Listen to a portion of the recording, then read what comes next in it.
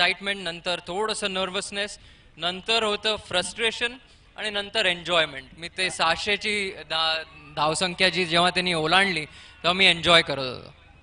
पण तुला असं तुझे हात शिवशिवत होते रे की ते दोन मस्त मारतायत आणि तू मात्र पॅव्हेलियन मध्ये बसलायस, असं वाटत असेल नाही आपण जायला पाहिजे आता? निश्चितच. पण मला माहिती होतं कधीतरी माझी वेळ पण येईल. आणखीन जेव्हा येईल तेव्हा मी सोडणार नाही, हे मी निश्चितपणे ठामपणे माझ्या मनात होतं ते. आणि एक चांगले एक्झाम्पल्स होते माझ्यासमोर, म्हणूनच मला जे क्रिकेट मी खेळलो ते मला असं वाटतं मी ज्या वातावरणात वाढलो, विनोद कांबळी आणि सचिन तेंडुलकरच्या वातावरणात जेव्हा वाढलो, आणि ते जे दोन एक्झाम्पल्स माझ्यासमोर होते रेकॉर्ड सेट करण्यासाठी, ते माझ्यासारखा लकी माणूस कोण नाही. अरे विनोद आणि सचिन बरोबर तो खेळलाय, त्यांच्या बरोबर तो राहिलेला आहे, पण त्यांनी पण एक विक्रम सेट केलाय. खूप कमी जणांना कल्पना असेल की तो पहिली रणजी ट्रॉफी ज्या वेळेला खेळला ना, त्यावेळेला त्यांनी 260 रन्स केले हरियाणाच्या विरुद्ध. 260 पहिल्याच रणजी ट्रॉफीमध्ये. आणि त्याचं दुर्दैव इतकं की एवढ्या रन्स करून सुद्धा तो भारतीय संघात खेळू शकला नाही. ती चुकी त्याची नव्हती, त्यांनी रन्स दिले. जर चुकी असेल तर ती सिलेक्टर्सची होती की सिलेक्टर्सनी त्याला सिलेक्ट केला नाही. नाहीतर आज राहुल द्रविड बरोबर तो उभा राहिला असता तशाच प्रकारे, आणि त्यांनी त्या रन्स केल्या असत्या. जशा राहुलनी बॅटिंग केली तशी तो करू शकला असता. आणि सगळ्यात महत्वाचं मी आज जरी त्याकडे बघितलं तर तो 41 वर्षाचा आहे, पण असं वाटतो का हा रिटायर झालेला? कधीही पॅड लावून जाऊन रन्स करेल असंच त्याच्याकडे बघितल्यानंतर आज वाटतं. ह्या ज्या वेळेला तुला असं जसं ते तुझ्या ह्या इनिंग बद्दल म्हणला की तुला आधी एक्साइटमेंट वाटली, मग थोडंसं फ्रस्ट्रेशन आलं, मग हे केलं. ह्या तुझ्या करिअर मधून जाताना ठीक आहे, तुला खूप वाईट वाटलं असेल की आपल्याला कसोटी क्रिकेटचा खेळा नाही लागला, तरी देखील तू एवढं कंटिन्युअस केलं, कंटिन्यू करत राहिलास, खेळत राहिला. ह्या मागे प्रेरणा काय असते? म्हणजे बरेच लोक टेस्ट मॅच खेळत नाही पण तरी खेळ आनंदासाठी खेळतात किंवा एक प्रेरणा असते. त्या लोकांना तुझ्याकडून एक प्रेरणा मिळायला पाहिजे असं मला वाटतं. नाही, या प्रश्नाचं उत्तर फार कठीण आहे द्यायला, पण मी ट्राय करतो. क्रिकेट हा गेमच असा आहे की एक ॲडिक्शन आहे. जेव्हा तुम्ही विकेटवरती जातात आणि चांगला परफॉर्मन्स करतात आणि तुमची सगळीकडे वाहवा होते, प्रेसमध्ये थोडंसं लिहिलं जातं, आणि एक ती जी नशा आहे ना आतमध्ये 22 यार्ड्समध्ये जाऊन रन्स करून थोडं बॅट वेव्ह करताना ती जी नशा आहे ती मला असं वाटतं त्यांनीच मला कॅरी केलं. एक माझं 21 वर्षाचं कारकीर्द आहे फर्स्ट क्लास क्रिकेटमध्ये. मला असं वाटतं त्या गेमच्या नशापुरतच मला षटकार आले होते योगेशच्या बॅटमधून, आणि एकूण धावसंख्या धावपलकर आपल्याला पाहायला मिळते ती 20. आणि आतापर्यंत एकूण 4 फलंदाज मैदानातून परतले.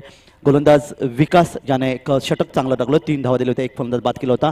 त्यानंतर जीवन आपण या ठिकाणी पाहताय.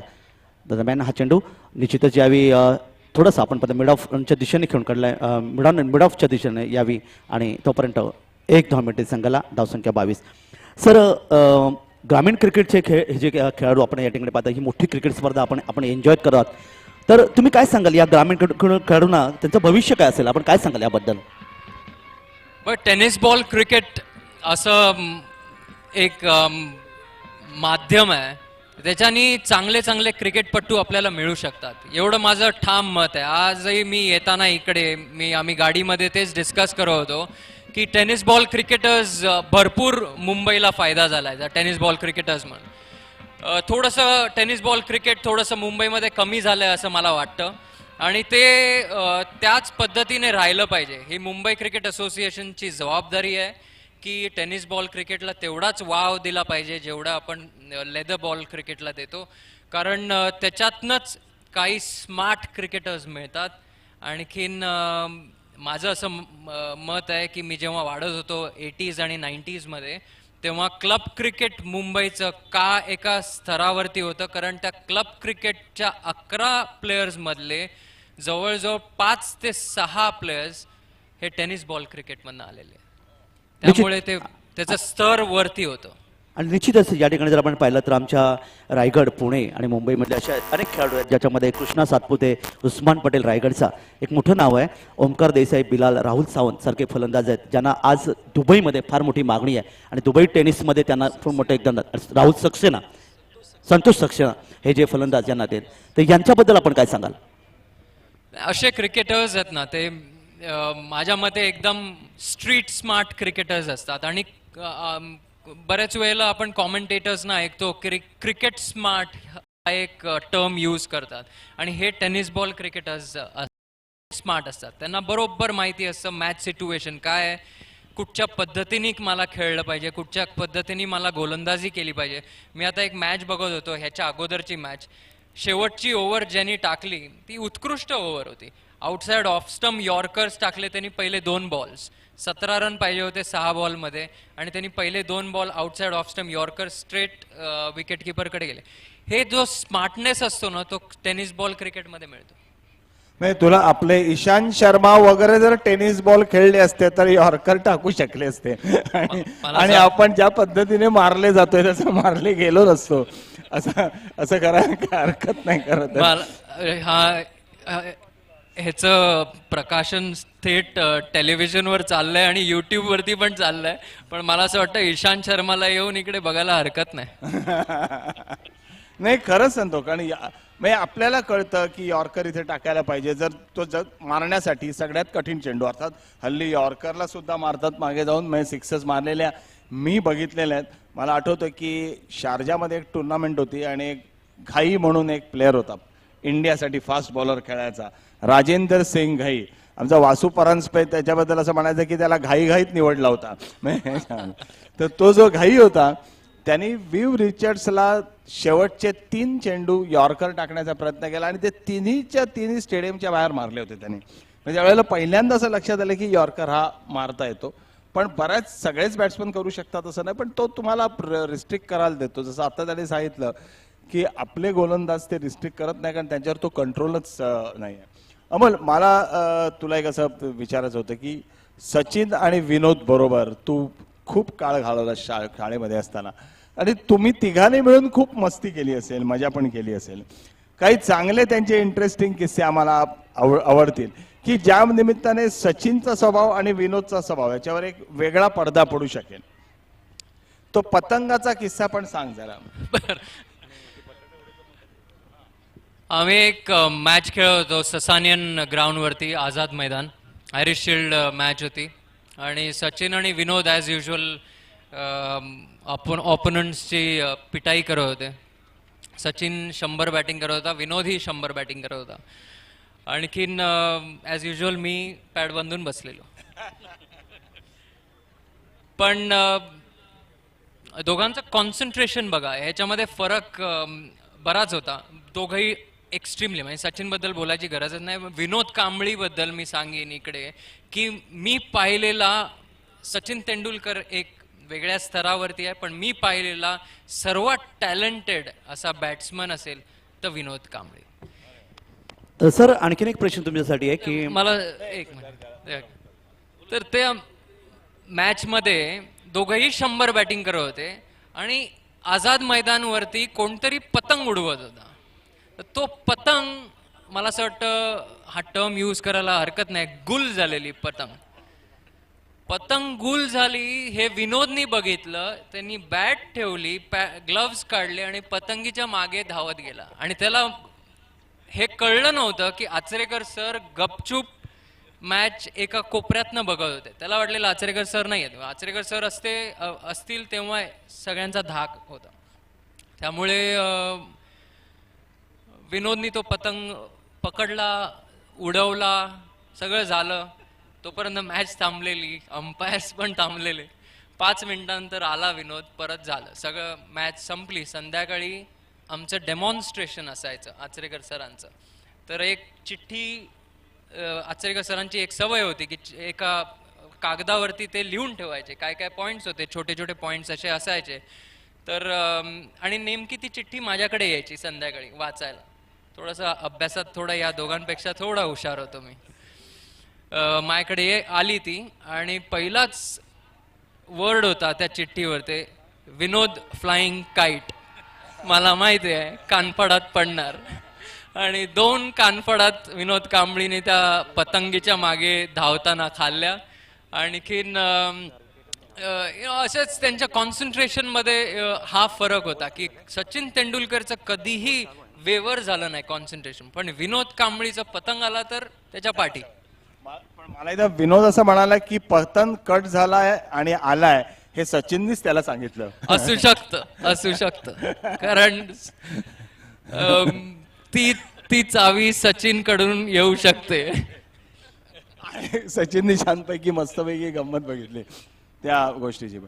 पण विनोदचा जो कॉन्फिडन्स होता याच्याबद्दल तो बोलला, त्याच्याबद्दल मला एक सांगतो की जेव्हा पहिली रणजी ट्रॉफी विनोद कांबळी खेळला ना, पहिली रणजी ट्रॉफी, तेव्हा तो बॅटिंगला गेला तेव्हा समोर दिलीप वेंगसरकर होते.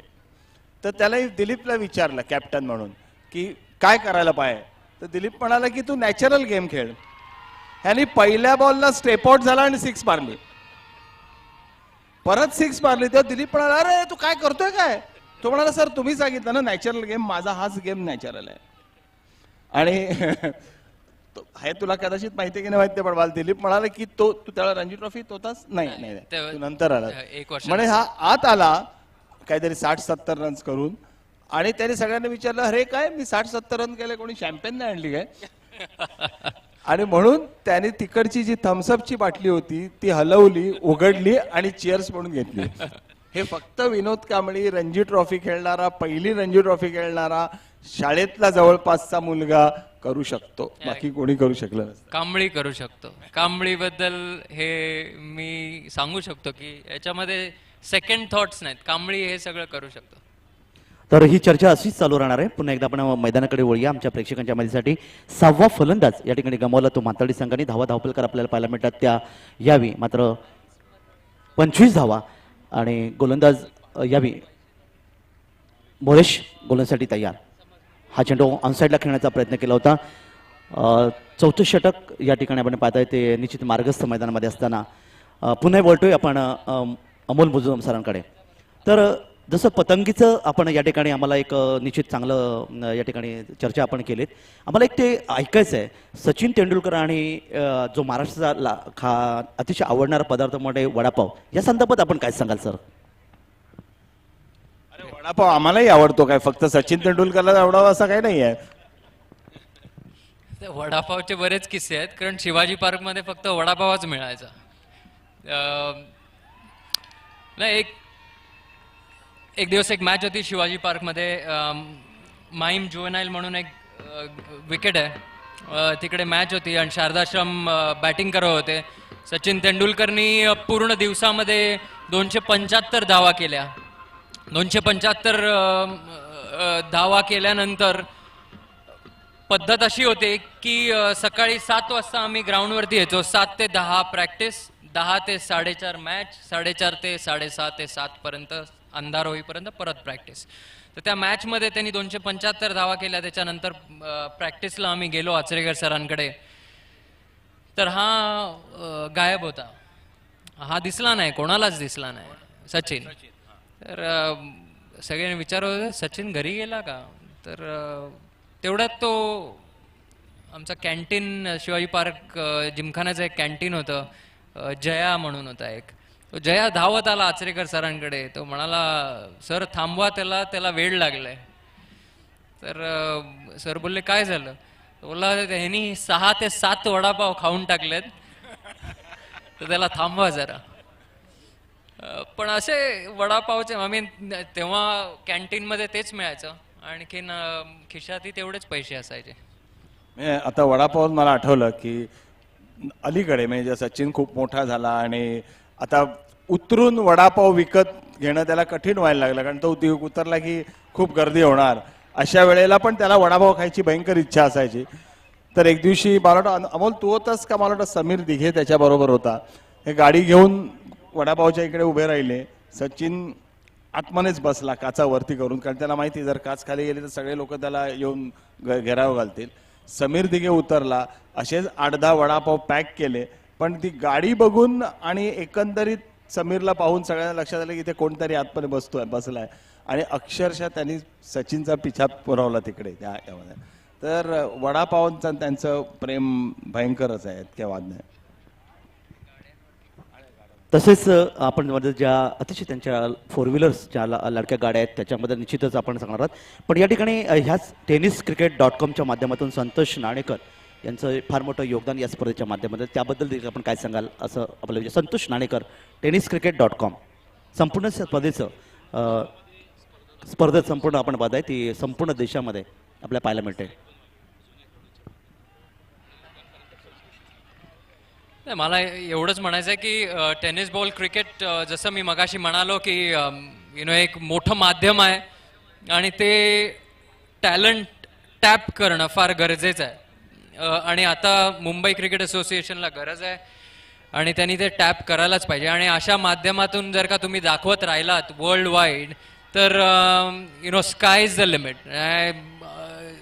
हल्ली मी नेहमी यंगस्टर्सना बोलतो की यू शुड बी लकी की तुम्ही ह्या जगात वावरतायत. कारण इफ यू डू वेल क्रिकेटमध्ये, भले ते टेनिस क्रिकेटमध्ये असेल किंवा कुठेही असेल, तर sky is the limit. IPL आहेत, काय काय. आता प्रवीण तांबे एक मोठं उदाहरण आहे. प्रवीण तांबे ही टेनिस बॉल क्रिकेटर आहे, मोठं उदाहरण आहे. म्हणजे त्याच्यापेक्षा मोठं उदाहरण होऊच शकत नाही या टेनिस बॉल क्रिकेटर्ससाठी. पण IPL 43व्या वर्षी मुंबई संघाला 2020 ही खेळतोय आणि IPL ही खेळतोय. थोडंसं मैदानाकडे वळूया. मैदानाकडे अंतिम षटक चालू आहे. माताळी संघाने आतापर्यंत आपण पाहिलं तर 8 फलंदाज गमावलेत आणि धावपलकर आपल्याला पाहायला मिळतात. ते धावपलकावर यावी आपण पाहायला मिळतात 27 धावा. तर गोलंदाजाचा आपण विचार केला तर अतिशय जबरदस्त गोलंदाजी केली होती गोलंदाज वैभवने. आणि आपण जर पाहिलं तर अंतिम चेंडू बाकी आहे आणि 5 षटकांच्या सामन्यामध्ये विचार केला तर साधारणतः 60 ते 65 धावपलकर येणं आवश्यक. मात्र या ठिकाणी निश्चितच धावसंख्या तितकीशी समाधानकारक आपल्याला पाहायला मिळाली नाही आहे. सर, आपल्याकडे वळतोय मी पुन्हा एकदा. नुकतीच आपण भारत ऑस्ट्रेलिया मालिका चालू आहे आणि 4 वन डेपैकी आपण जवळपास 4ही वन डे आपण गमावले. तर त्या संदर्भात एकूण चेंडू बाकी आहेत. शेवटचा चेंडू बाकी आणि 27 धावपलकर आता आपण आल्यात. तर एक मोठी टीका केली गेली. सन्माननीय सुनीलजी गावस्कर सांगितलं होतं की नेमकी भारतीय संघाला झाले काय आणि ह्याचा भारतीय संघ ऑस्ट्रेलियात गेलाय तो त्या ठिकाणी काय करतो. कारण येणारी सतत चुका करत आलेला आहे. कारण एक पहिल्या दुसऱ्या क्रमांक राहणारा संघ आणि या ठिकाणी जर आपण पाहिलं तर निश्चितच मोठी टीका आहे ती सुनील गावस्कर सारख्या एका महान खेळाडूची. तर तो एक प्रश्न निर्माण होतोय. आणि येणारं 20चं वर्ल्ड कप, कारण आपण 2 वेळा 20चं वर्ल्ड कप जिंकलंय, त्याबद्दल आपण काय सांगाल सर? वन डे क्रिकेटमध्ये आपलं रेकॉर्ड चांगलं व्हायला पाहिजे, याबद्दल प्रश्नच नाही. गेले 3 वर्ष झाली. 2011 साली जरूर आपण वर्ल्ड कप जिंकलो, पण ते प्लेयर्स वेगळे होते. ते प्लेयर्स गेले आहेत आता. तर त्यांना रिप्लेस करणारे जे प्लेयर्स आहेत त्यांनी त्यांचं जे प्लेइंग स्टँडर्ड आहे ते वाढलंच पाहिजे. आता 2011 साली आपण वर्ल्ड कप जिंकलो जरूर, पण तेव्हा सचिन तेंडुलकर होता, तेव्हा वीरेंद्र सहवाग होता, तेव्हा गौतम गंभीर होता. असे बरेच नामवंत खिलाडी होते, ते थोडेसे निघून गेलेत. तर जे नवीन खेळाडू आहेत जसे रोहित शर्मा आहे, अजिंक्य रहाणे आहे, विराट कोहली आहे, धोनी आहेच, त्यांनी त्यांचं स्टँडर्ड वरती नेलं पाहिजे. कारण आपण वर्ल्ड क्रिकेटमध्ये जर का आपण बघू तर बाकीचे देश they are catching up on one day cricket because खूप डायनॅमिक प्लेयर्स बनत आहेत. साऊथ आफ्रिकेकडे जर का आपण लक्ष दिलं तर AB डिव्हिलियर्स आहे. ऑस्ट्रेलिया संघामध्ये आता जॉर्ज बेली आहे किंवा मॅक्सवेल सारखे 360 डिग्री प्लेयर्स आहेत. तर तसे खेळाडू आपण फोकस करणं फार गरजेचं आहे आणि त्या पद्धतीने खेळलं पाहिजे. आणि कोणी इनएक्सपिरियन्स नाही आहे या इंडियन टीममध्ये, कोणीही इनएक्सपिरियन्स नाही आहे. आणि कालच्या हाराबद्दल जर का मी म्हणीन तर आलोचना व्हायलाच पाहिजे, क्रिटिसिझम व्हायलाच पाहिजे. जर का तुम्ही क्रिटिसिझम करणार नाहीत तर तुम्ही सुधारणार नाहीत. हे माझं मत आहे. निश्चित आपण पुन्हा एकदा परत येणार आहोत, पण तत्पूर्वी आपण वर्ल्ड टूर सामन्याकडे, जेव्हा प्रथम फलंदाजी करताना माथाडी संघाने तब्बल 8 फलंदाज गमावलेत आणि 31 धावा जमवल्यात आणि 32 धावांचं लक्ष्य, प्रतिषटक 6.40 धावांची गरज आहे. गोलंदाजीचा जर आपण विचार केला तर जीवन यांनी पहिलं षटक लावलं, अतिशय चांगलं षटक फेकलं होतं, त्याने 2 धावा दिल्या होत्या.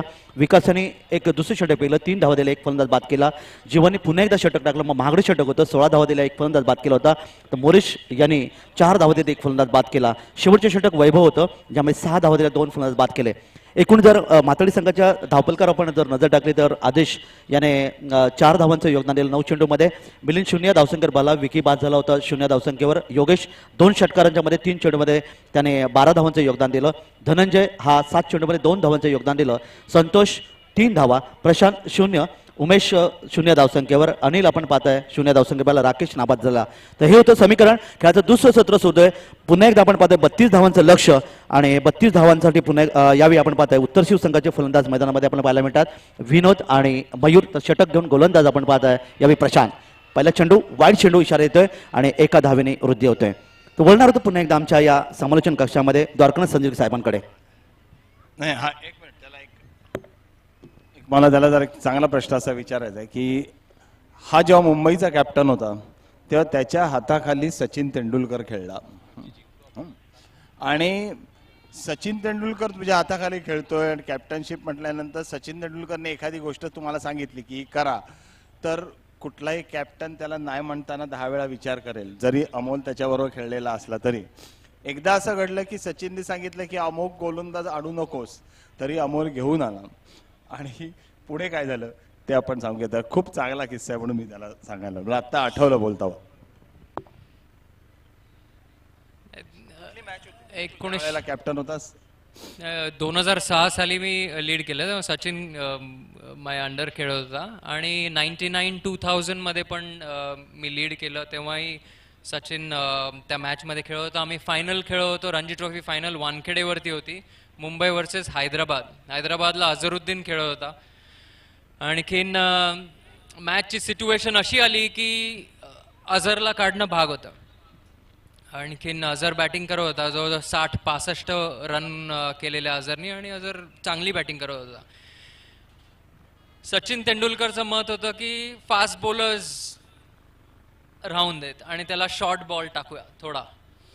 तर आपल्याकडे फास्ट बॉलर होता मुंबईकडे संतोष सक्सेना, आणि संतोष सक्सेना, अजित आगरकर होताच, अजित आगरकर दुसऱ्या एंडनी टाकत होता, पण संतोष सक्सेना एका एंडनी टाकत होता. तर माझं मत होतं की स्पिनरला आणूया. तर असंच एक ओव्हरच्या मध्ये आमचं थोडंसं डिस्कशन झालं आणि कारण मी थोडंसं त्या सीझनमध्ये बऱ्याच मॅचेस मी लीड केलेल्या, तर मला थोडासा अंदाज होता की कोण फॉर्ममध्ये आहे. राजेश पवार फॉर्ममध्ये होता, लेफ्ट आर्म स्पिनर जो होता राजेश पवार, तो खूप फॉर्ममध्ये होता त्या वर्षी. तर मी जस्ट असंच म्हणालो त्याला की आपण राजेश पवारला देऊया. तर तो बराच त्यांनी पटकन बोलला नाही नाही नको, फास्ट बॉलरच राहून देत, अझरुद्दीन लेफ्ट आर्म स्पिनरला आउट नाही होणार. तर मी बोललो सचिन एक माझं जस्ट छोटंसं ऐक, पण हे फार अवघड आहे, फार अवघड आहे. म्हणजे मी शब्दांमध्ये ते सांगू नाही शकत, पण फार कठीण आहे त्याला कन्व्हिन्स करणं. तर मी त्याला सांगितलं की एकच ओव्हर मला राजेश पवारला देऊन दे. आणि राजेश पवारला त्यांनी माझं जो कन्व्हिक्शन होता ना माझ्या त्या बोलण्यामध्ये, ते माझ्या डोळ्यात डोळे घातले आणि बोलला ठीक आहे कर कर कर तुला वाटतंय ना कर. आणि मी तो बॉल काढला, थोडं हायसं म्हणालो, राजेश पवारकडे गेलो, हात त्यांनी दिला असा, त्याच्या हातात बॉल ठेवला आणि सांगितलं देवाच्या हातातनं बॉल काढलाय आणि तुला दिलाय, जरा लाज राख माझी. आणि as luck would have it त्याच ओव्हरला राजेश पवारनी अझरुद्दीनला सिली पॉइंटला कॅच दिला आणि अझरुद्दीनला खोलला. आणि पहिली मिठी मला मारली ती सचिन तेंडुलकरनी मारली. निश्चितच अतिशयचा निर्णय तुमचा जो होता तो निश्चितच अतिशय अभ्यासपूर्ण निर्णय तुम्ही घेतला होता. आणि त्यांनी सचिन तेंडुलकर सारख्या क्रिकेटची महान देवता ज्यांनी तुम्हाला शाबास केली, ही फार मोठी पोचपावती आपल्या समोर होती.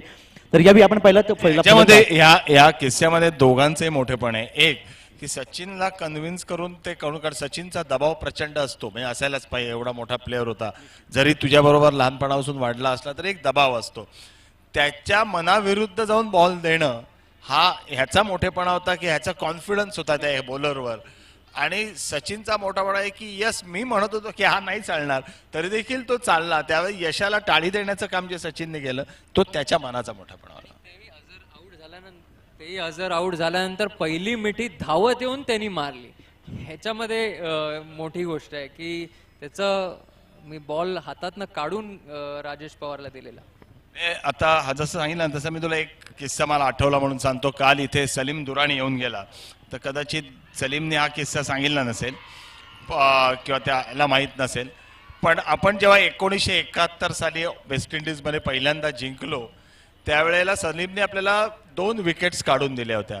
त्याच्यामध्ये एक सोबर्सची होती आणि एक क्लाइव्ह लॉयडची होती.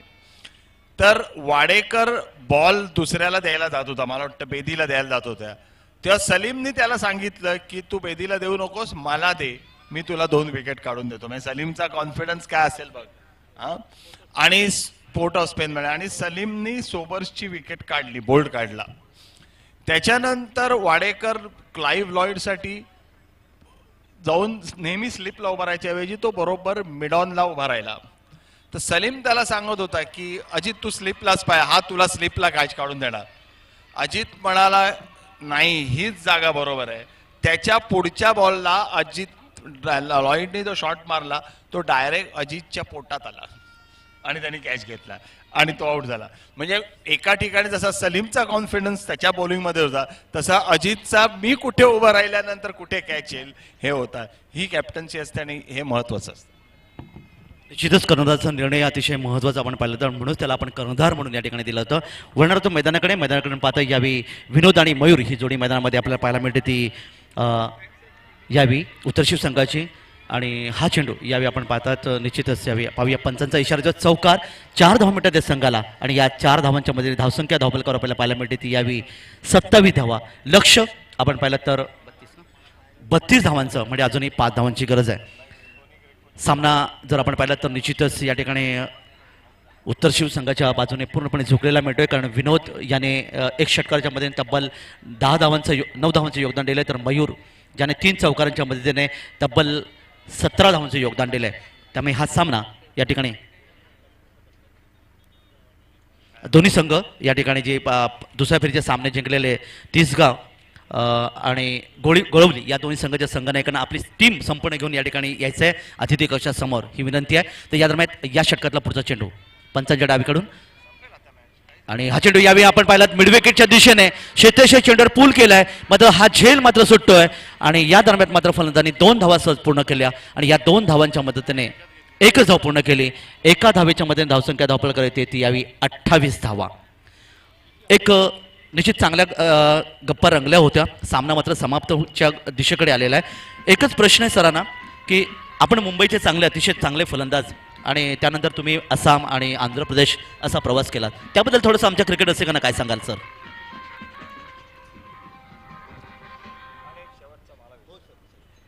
नाही, मुंबईकडनं खेळताना जरूर एक ऑनर होता. जेव्हा मी लहानपणी जेव्हा वाढत होतो शिवाजी पार्कमध्ये, माझा जे काय मी शिकलो ते फक्त शिवाजी पार्कमध्ये मी शिकलो.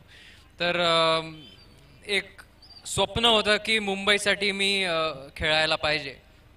आणखीन जेव्हा मी खेळलो होतो आणखीन एक 17 वर्ष मी लागोपाठ 17 वर्ष मुंबईसाठी खेळलो, कॅप्टनही झालो. त्यामुळे एक ऑनर होता मुंबईसाठी खेळताना आणि मला खूप पॅशनेट क्रिकेटर होतो मी मुंबईसाठी खेळताना. आणि हे मला थोडासा गर्व आहे की मी मुंबईला रेप्रेझेंट केलं आणि चांगल्या पद्धतीने रेप्रेझेंट केलं. पण माझा जेव्हा 17 वर्ष झाल्यानंतर जो माझा रोल होता तो थोडासा एक सिनियर प्लेअरचा रोल होता. आणि मुंबईमध्येही चांगले उभरते खेळाडू होते. आणि तेव्हा मला असं वाटलं की maybe I should shift my base. थोडंसं कधी कधी मोटिवेशनही लागतं दुसरीकडे जाऊन खेळताना. म्हणूनच मी आंध्राला गेलो, आसामला गेलो पहिले.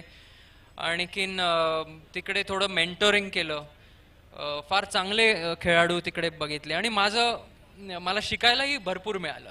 जसं मुंबईमध्ये तुम्ही थोडीशी दादागिरी करू शकतात ग्राउंडवर, पण आंध्राला खेळताना किंवा आसामला खेळताना ते वेगळं असतं. थोडंसं तुम्हाला चतुराई दाखवायला लागते थोडीशी, आणि तेच मला शिकायला मिळालं तिकडे बाहेर खेळताना. तर हा फरक होता 3 स्टेट्समध्ये खेळताना. पण मुंबईला खेळताना सर्वात जास्त मला प्रेम वाटलं मुंबईसाठीच.